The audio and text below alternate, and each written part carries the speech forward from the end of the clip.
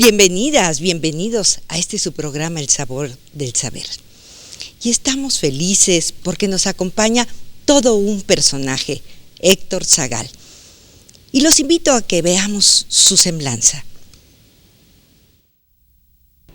Héctor Zagal es un destacado filósofo, escritor y ensayista, egresado de la Universidad Panamericana. Obtuvo la maestría en la UNAM y luego se doctora en la Universidad de Navarra. Asimismo, es fundador de la revista Tópicos de la UNAM y miembro de número de la Academia Iberoamericana de Comunicación y Defensa de la Lengua Española. Además de su tarea académica, Zagal es un ensayista prolífico y frecuentemente polémico. En 1997 obtuvo el Premio Nacional de Ensayo Raúl Rangel Frías, en coautoría con Luis Javier López Farguet, con un trabajo sobre la identidad nacional, que fue publicado con el título Dos aproximaciones estéticas a la identidad nacional. En ocasión del centenario de Borges, compiló el libro 8 ensayos sobre Borges. Ha escrito varios libros sobre Aristóteles, que es una de sus especialidades, y así también libros de texto para preparatoria. Más recientemente ha acumulado éxitos editoriales como Andrés Manuel López Obrador, Historia Política y Personal, escrito junto con el politólogo Alejandro Trelles. Gula y Cultura, ensayo lúdico sobre la literatura. La Cena del Bicentenario, parodia de la historia mexicana. Y Gente como uno, novela satírica sobre la alta sociedad mexicana. E Imperio, novela que construye los últimos 3 días de la vida de Maximiliano de Habsburgo. Con nosotros, Héctor Zagal, un destacado mexicano. Héctor, pues qué gusto que estés con nosotros. Encantado de estar con ustedes y feliz de estar con tu auditorio. Alejandro y yo te damos la más cálida de las bienvenidas y la más sabrosa también. Sabrosa de las bienvenidas, sabrosa, en efecto, ¿no? Gula y Cultura. Así es. ¿No? Oye, ¿y qué hace un filósofo en la mesa? Comer. Comer y comer. No, vamos a ver. Yo creo que, como ustedes bien lo saben, por el hermoso juego de palabras que hacen entre saber y sabor, la palabra sapere tiene este doble sentido en latín, ¿no? De sabiduría, pero también de saborear, ¿no? Yo creo que el saborear es una de las maneras de saber, no es la única, pero es una de las maneras. Y yo confieso que en realidad mi acercamiento a este tema de la comida y de la gastronomía es como, vamos a decirlo así, de lo más vulgar. Un día yo estaba, lo cuento en el prólogo de Gula y Cultura, acordándome de los libros que yo había leído, y la verdad es que yo de lo que me acordaba es de lo que se servía en la mesa en los libros, en la Ilíada, aquellos banquetes con carne asada, los grandes banquetes de Aristófanes con pescados asados y frutas. Entonces dije, bueno, pues es lógico, a veces lo que uno recuerda es, al menos a uno le parece que es lo más importante, y creo que eso a mí me llevó como a decir, bueno, pues voy a comenzar a escribir de lo que me gusta en la literatura, en la historia, y entonces comenzó a salir el tema de la comida como un escenario, como un personaje incluso, como un rasgo de carácter. Héctor, y por cierto, en esta misma línea de la filosofía, pareciera que no encaja hoy con esta sociedad del siglo XXI del todo. Para muchos hasta podrían expresar un término como de cierta descontinuación. ¿Cómo lo percibes tú? Fíjate que yo me temo que tienes razón. Es decir, la filosofía que nace como una respuesta a problemas reales, como una orientación de la vida, como una reflexión de la vida diaria. Cuando uno lee los diálogos de Platón, pues de lo que platican es de cosas, digamos, a mí me gusta decir, son pláticas de café, pero de un cierto nivel, ¿no? Oye, ¿qué opinas? ¿Qué es lo justo? ¿Qué es esto? ¿Qué hay que hacer? ¿Qué debemos discutir? ¿Qué piensas de este político? O sea, creo que la filosofía es eso. Creo que hay, y es legítimo, hoy por hoy hay una cierta tradición anglosajona, se llama filosofía analítica, vamos a decirlo así, que me temo que ha alejado un poco la filosofía de las convicciones, de las preocupaciones reales. Pero esto no es lo que hacen los grandes filósofos.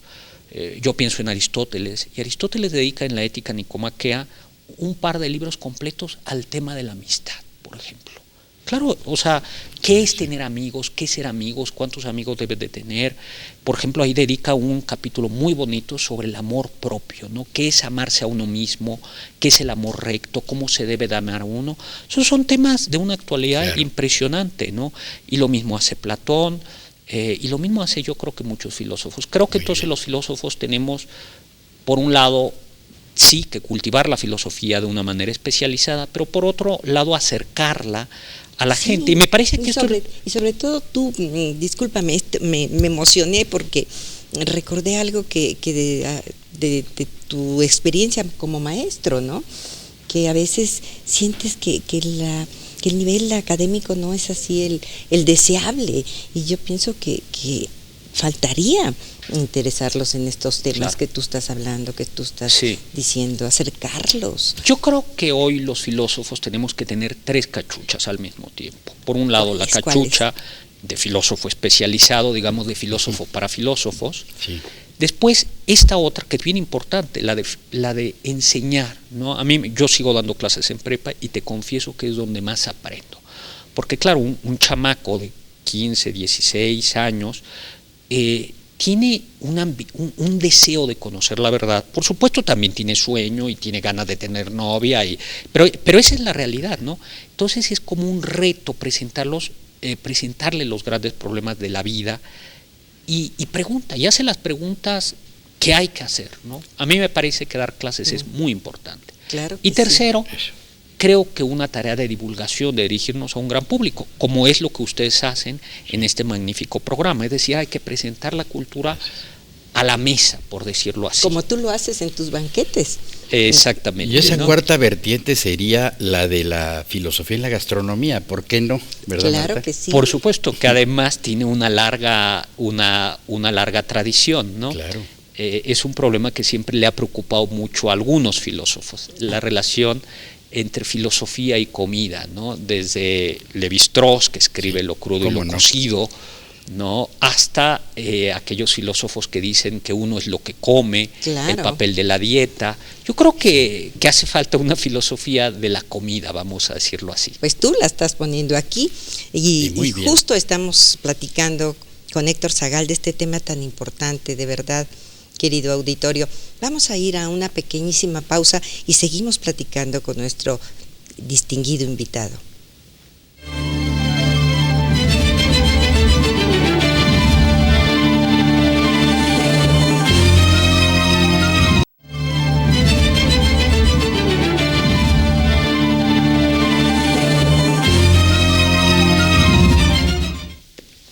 Estamos con Héctor Zagal, destacado filósofo y escritor.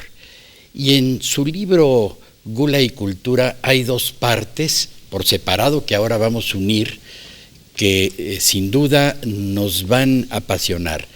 Él habla de una gastronomía del hambre, pero también de una gastronomía del más allá.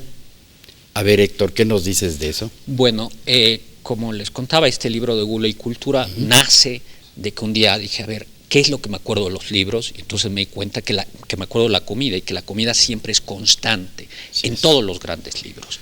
Incluso en los libros en los que lo que narran es el hambre, ¿no?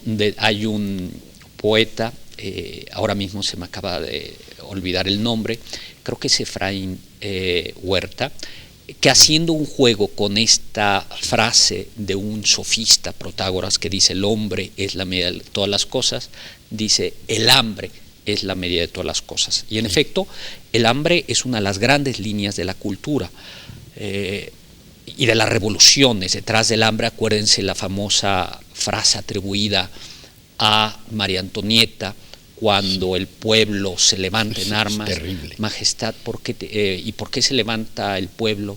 Porque tienen hambre. Y entonces ella dice algo así como, pues no hay pan, que coman pasteles. Que parece que en realidad no dijo pasteles, sino dijo este pastelito, este pan Hojaldrado. No hojaldrado. El brioche. El brioche, que ¿verdad? no dijo pan, sino brioche. Sino dijo que no tienen pan en lugar de que coman brioche.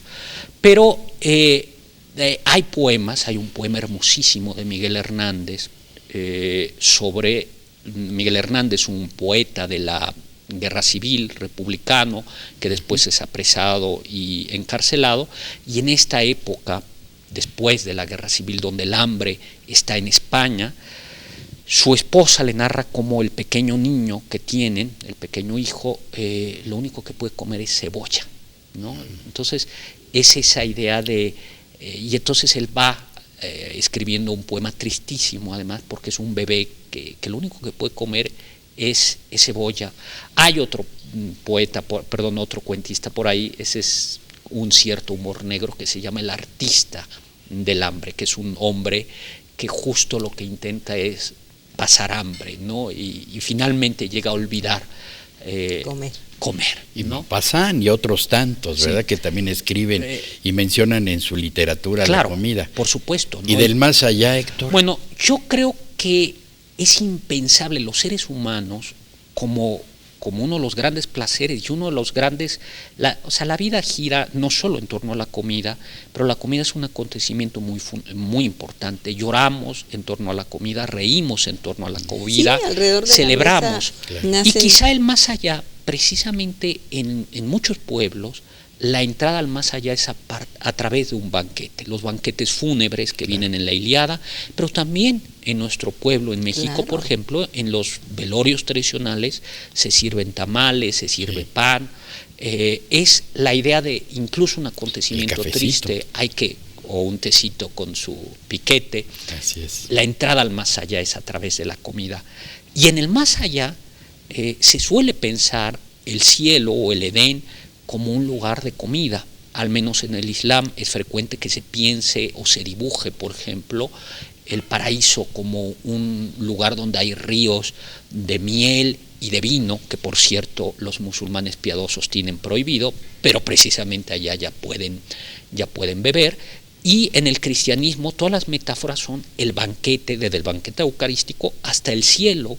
Uno ve el Evangelio y las metáforas de Jesús son: ¿qué es el cielo? Es un gran banquete donde uno se reúne con sus amigos. Esto aparece también en los griegos, ¿no? El más allá hay comida.